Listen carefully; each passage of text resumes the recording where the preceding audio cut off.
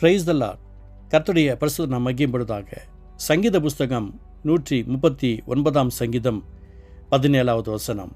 தேவனே, உமது ஆலோசனைகள் எனக்கு எத்தனை அருமையானவைகள், அவைகளின் தொகை எவ்வளவு அதிகம். அல்லேலூயா. தேவனே, உமது ஆலோசனைகள் எனக்கு எத்தனை அருமையானவைகள். கர்த்தருடைய ஆலோசனை என்பது நமக்கு ரொம்ப அவசியமான ஒரு விஷயம்.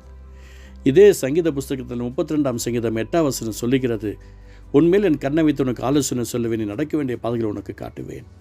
கர்த்தருடைய ஆலோசனை என்பது நம்முடைய வாழ்க்கையில் மிகப்பெரிய மேன்மைக்கு நேராக கொண்டு செல்லும். பிரச்சனைகளை மாற்றும், துன்பங்களை நீக்கும், துயரங்களை துரத்தும், தேவைகளை சந்திக்கப்பட வைக்கும். கர்த்தருடைய ஆலோசனை என்பது நம்முடைய வாழ்க்கையில் இருக்கிற எல்லா விதமான குறைவுகளும் நிறைவாக மாறும். வசனம் சொல்லுகிறது, நிறைவானது வரும்போது குறைவானது ஒழிந்து போகும். அந்த ஆண்டோடைய ஆலோசனைக்கு இடம் கொடுக்கணுங்க.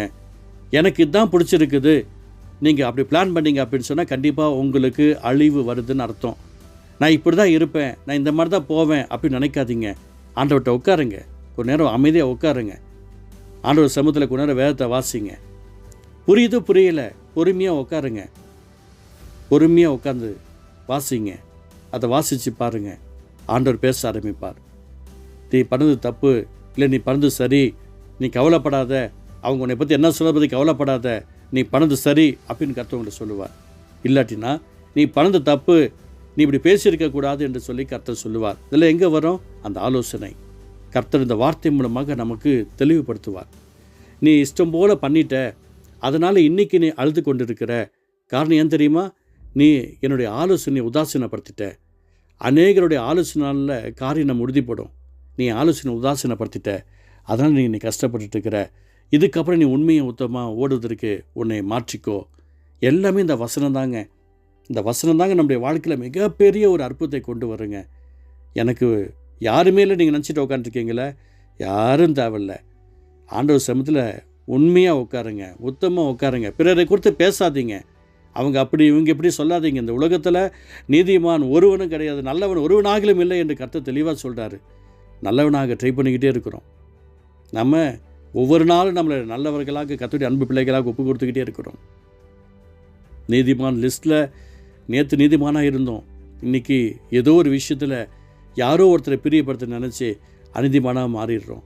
எனக்கு பிரியமானவர்களே, நம்ம ஒப்பு கொடுப்போம். தேவனுடைய அந்த அன்பு பிரசனத்துக்கு நேராக நம்முடைய வாழ்க்கையை அர்ப்பணிப்போம். ஏசப்பாவுடைய பிரசனம் இல்லாமல் இந்த பூமியில் நம்மளால் ஜெயிக்கவே முடியாது. ஏசப்பா கிருபை இல்லாமல் இந்த பூமியில் நம்மளால் வாழவே முடியாது. அதான் சொல்கிறாரு பாருங்க, தேவனே, உமது ஆலோசனைகள் எனக்கு எத்தனை அருமையானவைகள். ஆமாங்க, இந்த ஆலோசனை நம்ம விட்டுடாதீங்க. ஏசப்பாவுடைய ஆலோசனை இல்லாமல் நம்மளால் ஜெயிக்கவே முடியாது. ஆண்டோடைய ஆலோசனை இல்லாமல் நம்மளுடைய வாழ்க்கையில் ஒரு நன்மையும் பார்க்கவே முடியாது. அமைதியாக உட்காருங்க. சில நேரத்தில் நாம் ஊழியக்கார்ட்ட கேட்க பிடிக்கலைன்னா ஆண்டவர்கிட்ட உட்காருங்க. என்ன தான் ஆண்டவர்கிட்ட நம்ம ஆண்டவர் சமத்தில் உட்கார்ந்தாலும் மறுபடியுமா ஒரு ஊழியக்காரை கற்று அனுப்பி வைப்பார். அவர் கொலை செய்ய போகிறாரு ஒருத்தர். வானத்திலிருந்து சடுதியாக ஒரு வெளிச்சம் தோன்றுறது, சூரியனை காட்டிலும் பயங்கரமான வெளிச்சம். ஏன்பா சவுலே, நீ என்னை ஏன் நிந்திக்கிற, நீ துன்பப்படுத்துகிற? இயேசு நான் தான் தெரியுமா உனக்கு? அந்த வெளிச்சம் அவருடைய கண்கள் இருக்கிற பார்வையை போக பண்ணிடுச்சு. கீழே விழுந்துட்டாரு. ஏஞ்சி பார்த்தா கண்ணு தெரியல. கைலாக கொடுத்து அவரை தூக்கிட்டு போகிறாங்க. ஆனால் கர்த்தர் அவர்கிட்ட பேசிகிட்டு இருக்கிறாரு. இப்பொழுது அவன் ஜெபம் பண்ணி கொண்டுக்கிறான் தான் பார்க்குறோம். ஆனால் ஒரு தீர்க்கதரிசி கர்த்தர் சொல்கிறாரு, நீ இப்போ அவன் ஜெபம் பண்ணிக்கிட்டு இருக்கிறான். நான் உங்களுக்கு சொல்கிறேன், என்ன தான் நீங்கள் தன்னிச்சையாக முடிவெடுத்தாலும் ஊழியக்காரர் மூலமாக உங்களுக்கு கடைசியாக ஃபைனல் பண்ணுவாருங்க. அதை மறந்துடாதீங்க.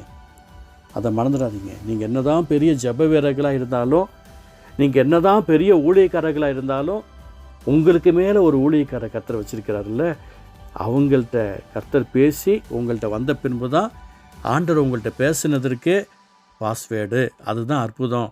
அதனால் எனக்கு பிரியமானவர்களே, மிகவும் கவனமாக இருந்து, தேவனே, உமது ஆலோசனைகள் எனக்கு எத்தனை அருமையானவைகள் என்ற வார்த்தையின் பிரகாரமாக ஆண்டவர்கிட்ட அமருங்க.